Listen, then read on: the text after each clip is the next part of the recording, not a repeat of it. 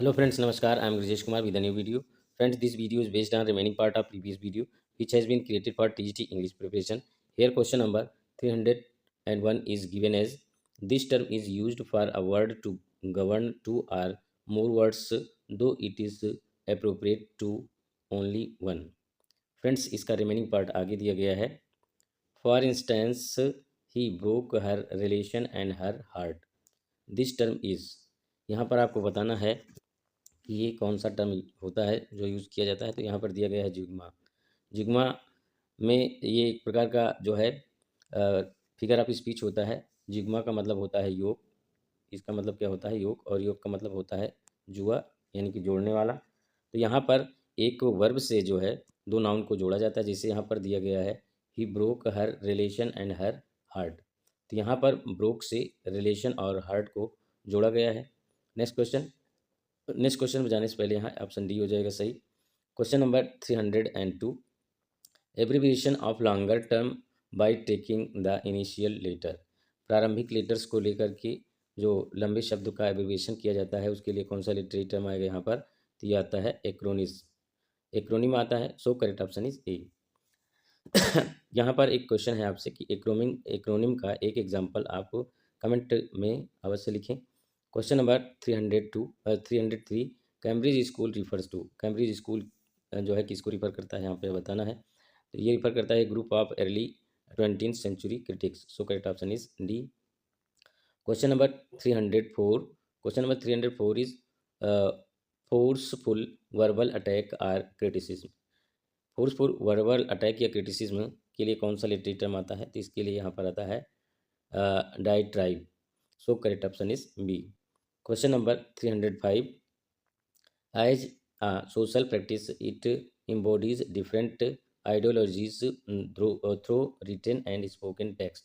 इसके लिए भी आपको लिटरेरी टर्म बताना है कि सोशल प्रैक्टिस जो कि डिफरेंट आइडियोलॉजीज़ के थ्रू रिटन या स्पोकन में स्पोकन टेक्स्ट में यूज़ किया जाता है, उसके लिए कौन सा लिटरेरी टर्म आता है? तो यहाँ पर इसका आंसर दिया गया है discourse. So correct option is D. Question number 306, in Greek tragedies the common form of hamartia is. Greek tragedy में हेमेरसिया के लिए कौन सा कॉमन फॉर्म होता है? तो यहाँ पर दिया गया है ह्यूब्रिस, जिसका मतलब प्राइड होता है। So correct option is D. Question number 307, Hellenism Hebraism are the terms given by. ये दोनों टर्म किसके द्वारा दिए गए हैं? ये दिए गए हैं मैथ्यू अर्नाल्ड के द्वारा। तो सो correct option is D. Question number 308, it describes a personality quality of extreme or foolish pride or dangerous overconfidence. It is often a combination with arrogance. In the Greek context, it describes behavior which defies the norms of behavior or challenges the gods bring about the downfall. The term is, यहाँ भी आपको term बताना है कि उपर्युक्त जो ये para दिया गया है इसके लिए कौन सा लिटरेरी टर्म आएगा। तो यहाँ पर इसका टर्म दिया गया है hubris. So correct option is A. Next question, question number 309, someone who tries to destroy traditional ideas or institutions is known as। वह जो कि ट्रेडिशनल आइडियाज़ को या फिर इंस्टीट्यूशन को बर्बाद करता है या बर्बाद करने की कोशिश करता है, उसके लिए कौन सा लिटरेरी टर्म आएगा? तो यहाँ आएगा iconoclast. So correct option is A. Iconoclast का मतलब होता है मूर्ति भंजक। क्या होता है? मूर्ति भंजक इसको हिंदी में कहा जाता है। मूर्ति भंजक, मूर्ति भंजक इसको हिंदी में कहा जाता है। Next question, question number 310। Question number 310 is as follows. Yes here question number 310 is given as lingua franca means. Very important है, टीजीटी के लिए अक्सर पूछ लिया जाता है। लिंगुआ फ्रैंका का मतलब बताना है। तो ये common language for of all होता है। So correct option is A.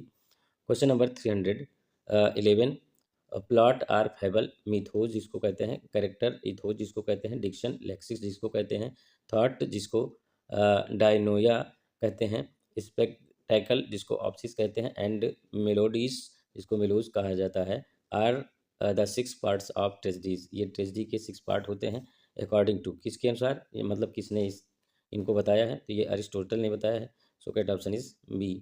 Question number 312, Brutus please count the clock. Cassius, the clock has striken 3। Here Shakespeare mentions clock. The truth is that the mechanical clock was not invented at that time but was present in Shakespeare's days. The mention the mention of the clock demonstrates the use of a literary term.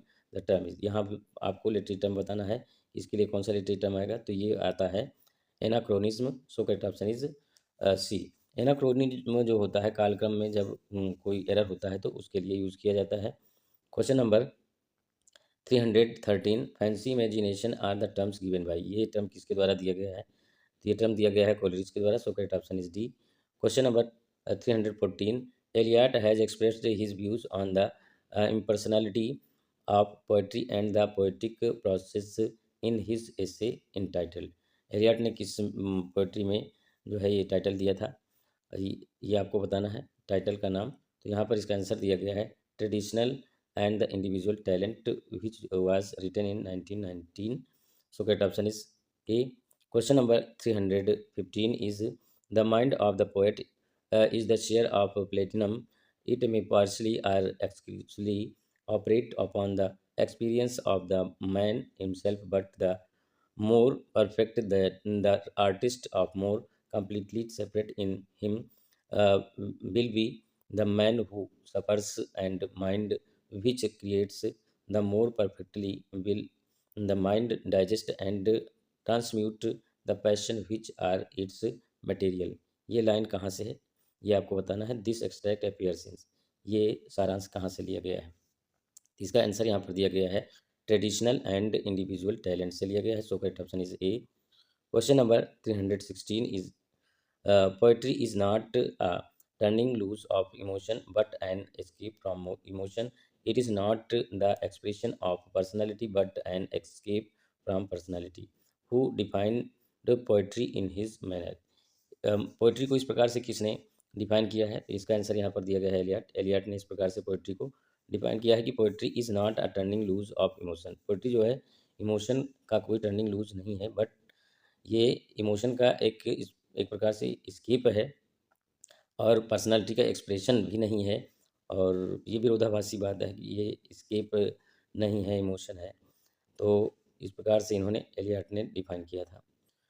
Question number 317, the phrase dissociation of sensibility occurs in, ये phrase कहाँ पे आता है, ये आपको बताना है। तो ये आता है एलियट के मेटाफिजिकल पोएट्स में। सो करेक्ट ऑप्शन इज ए।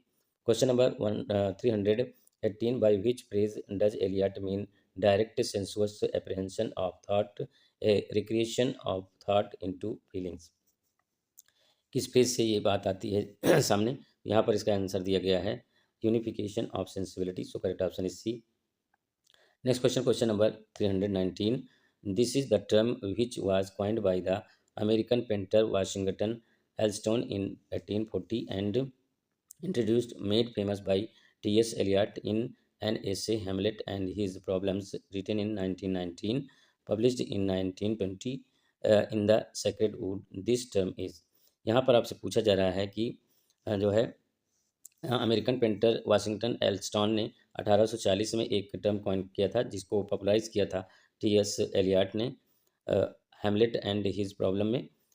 तो ये टर्म कौन सा था ये टर्म, यहाँ पर आपको बताना है। तो ये था objective correlative. So correct option is C. ये जो है इंपॉर्टेंट है, टीजीटी के लिए इंपॉर्टेंट है, अक्सर पूछा जाता है। Question number 320, from which point of view does Eliot and Hamlet defective and an artistic failure, यहाँ पर हैमलेट के लिए डिफेक्टिव और आर्टिस्टिक फेल्योर ये किसके अनुसार कहा गया है, तो यहाँ पर इसका आंसर दिया गया objective correlative. So correct option is C.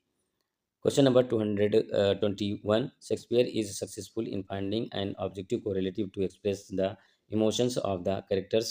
Which drama is, ये किस ड्रामा में आया है ऑब्जेक्टिव कोरिलेटिव का एक्सप्रेशन, ये आपको बताना है। तो ये आया है मैकबेथ में। So correct option is A. Question number 322, the holy trinity of post Cornelian theory is said to be of, इसका आंसर आपको करना है। तो इसका आंसर यहाँ पर दिया गया है Edward Said Gayatri Spivak and Homi Bhabha. So correct option is D.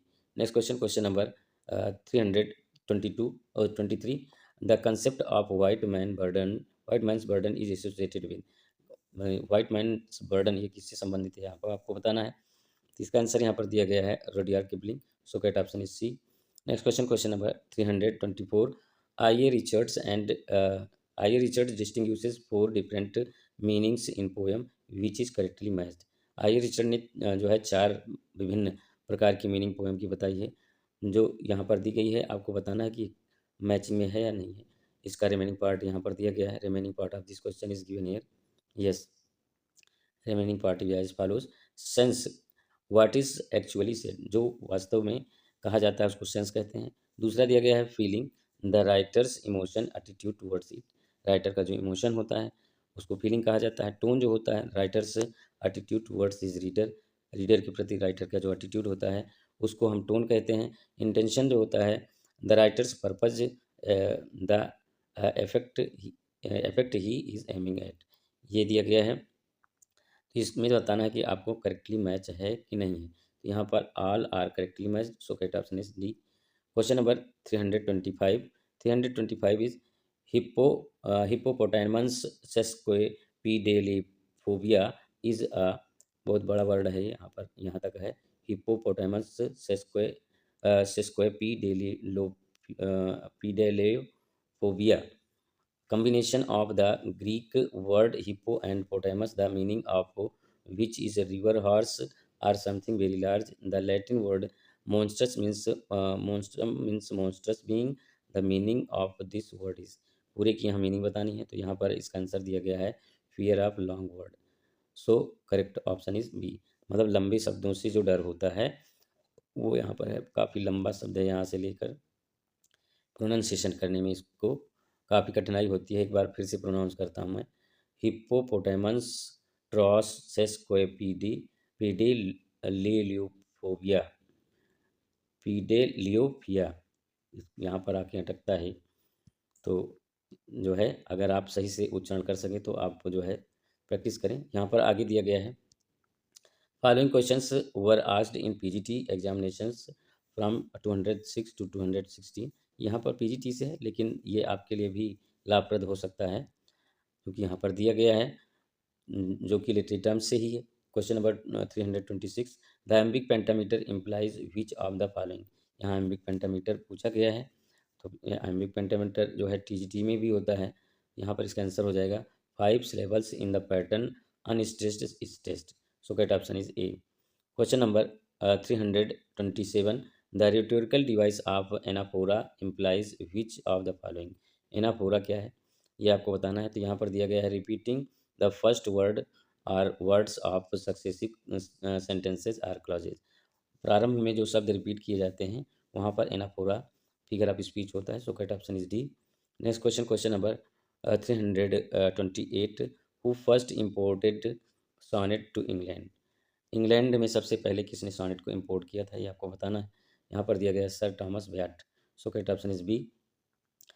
Friends यहाँ पर एक क्वेश्चन है कि सॉनेट का जन्म कहाँ पर हुआ था, ये आप कमेंट के माध्यम से बताएं। Question number 329, what can be the best explanation for the character of John Falstaff in Shakespeare's Henry Fourth. Shakespeare के हेनरी फोर्थ में फाल्स्टाफ, जॉन फाल्स्टाफ कैरेक्टर का एक्सप्लेनेशन कौन सा यहाँ पर टर्म सबसे अच्छे से करता है ये आपको बताना है। यहाँ पर कैरिकेचर है। So correct option is D. Next question, question number 330 330 is given as the term essay is the derivative of French root SI which means। यहाँ पर टर्म essay जो है ये फ्रेंच वर्ड SI से लिया गया है जिसका आपको मीनिंग बताना है।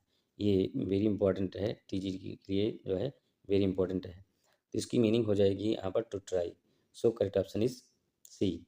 फ्रेंड्स आज के वीडियो में बस इतना ही। यदि वीडियो आपको अच्छा लगे तो लाइक करें, ना अच्छा लगे डिसलाइक करें, कमेंट करना बिल्कुल भी ना भूलें।